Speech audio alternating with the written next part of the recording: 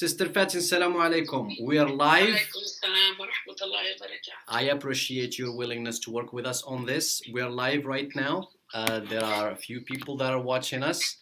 Would like to have the next 10 minutes with you, inshallah. I already introduced who you are and introduced your credentials. And I would like you to give us an overview of what domestic violence is.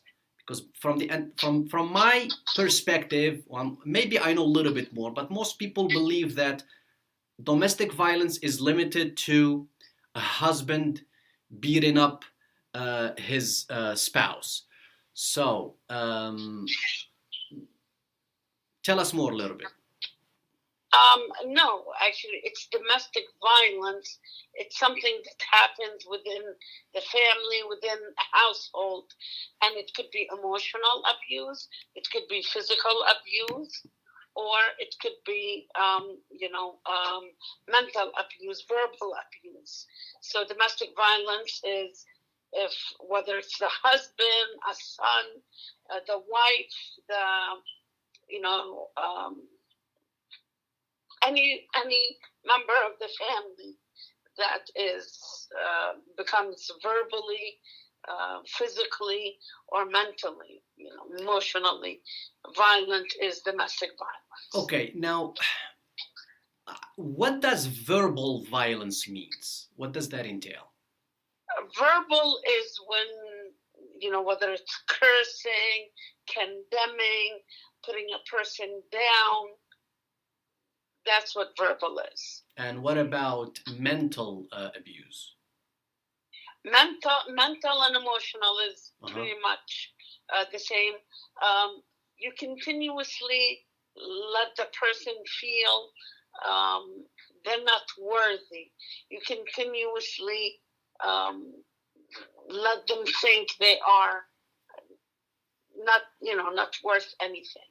So you're taking someone, you're maybe more educated, or maybe you make more money, she's stay-at-home wife, you're pretty much just telling her all the time that she's worthless, that she doesn't know, she's pointless, she's retarded, whatever the derogative, the word or the description you're gonna use to just put this person down. Is that close or fair to say? Not necessarily, because the wife could be very educated.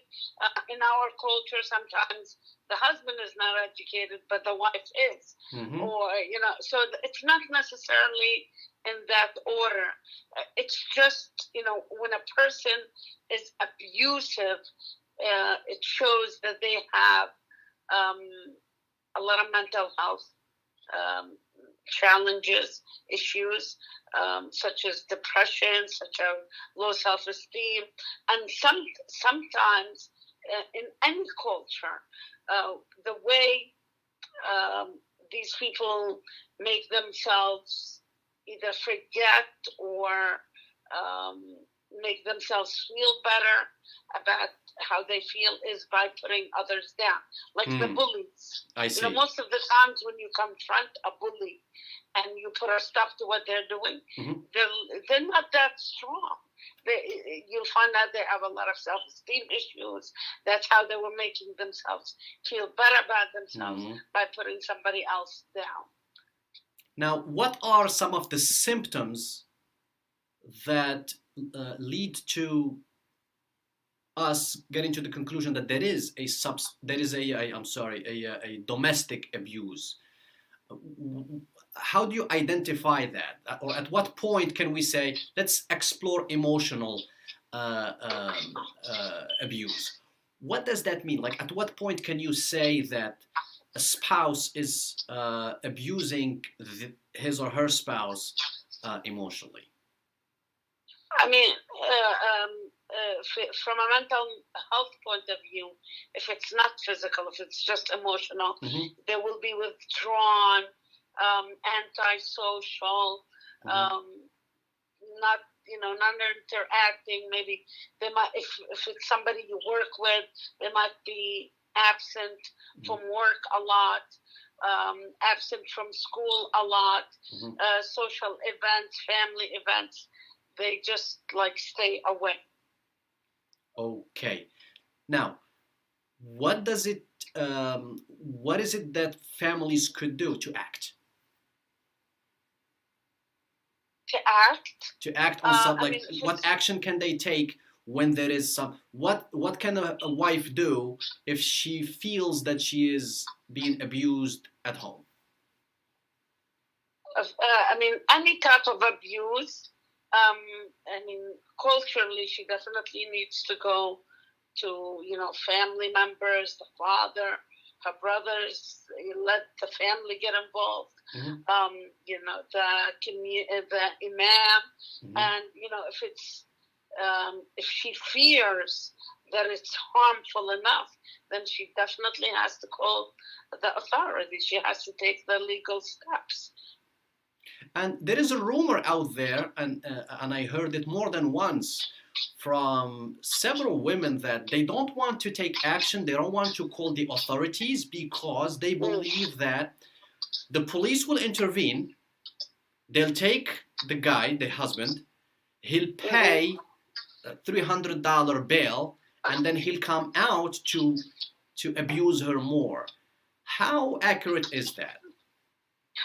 It should not be that accurate. They do give her the steps of what she's supposed to do to stay safe. Mm-hmm. There's something called the restraining order. Mm-hmm. The judge will sign a temporary one, and then she has to go back to court and request, a full restraining order. Mm-hmm. She has to follow the steps, and definitely she has to protect herself. And then who provides these steps? I'm sorry, say that again? Who provides these steps that she has to follow? Well, the police will tell her, but I mean, she also has to know. She lived with this man. Mm-hmm. She knows what type of mentality he has and how he thinks. Mm-hmm. And she has to take the steps. I know the police will tell her, change the locks, make sure she's not out in the open where he could, get to her. My advice would be maybe she could have her brother come and stay over, the father, maybe she could move in with the family. Definitely she should not be alone with the kids, especially if there's kids. Oh. Now, my next question would be, how serious is domestic abuse in the Muslim community in the U.S., or based on your experience, at least in New Jersey? How serious is it? I mean, it's serious enough, just like any other community. We are not any different. My analyzation and many medical analyzation of domestic violence, it's a problem that needs to the person that is abusive should go through counseling, should go through therapy, should go see a psychiatrist, because it's definitely a mental health issue. And if they do not get the help, they'll continue on, even if it's from a spouse to another, from a family member to another. So that's one of the main reasons it's not resolved, is the person does not think it's a problem, and they do not reach out for help. And here the person, when you say the person, you're talking about the abusive person, not the abuse. The abusive, yeah. Correct. Because, it could be vice versa. We do, I understand the majority in our culture is men, but there are women also that are abusive, and you have children that lived in domestic violence environment. They'll grow up to be abusive. So whoever should get the mental health treatment. Last question. How can we prevent domestic violence in our communities? Definitely